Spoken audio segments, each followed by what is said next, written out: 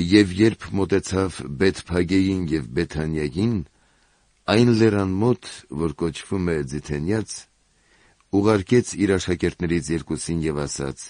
«Գնացեք այն գյուղը, որ մեր դիմացն է, երբ այնտեղ մտնեք, կգտնեք կապված մի ավանակ, որի վրա ոչ մի մարդ երբեք չի նստել, արձակեցեք այն և բերեք։ Եվ եթե մեկը ձեզ հարցնի, թե ինչու եք արձակում, նրան այսպես ասացեք.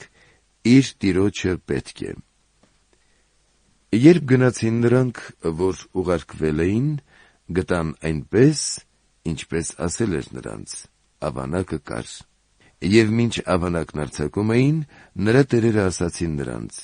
«Ավանակն ինչու եք արձակում»։ Եվ աշակերտները ասացին.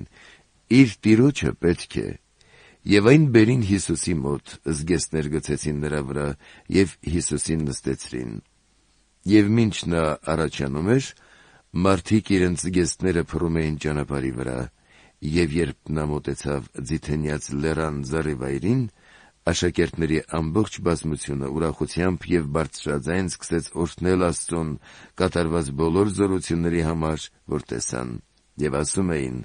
«Օրհնյալ է այդ Թագավորը, որ գալիս է Տիրոջ անունով, խաղաղություն երկնքում և փառք բարձունքներում»։ Իսկ փարիսեցիներից ոմանք ամբոխի միջից ասացին նրան.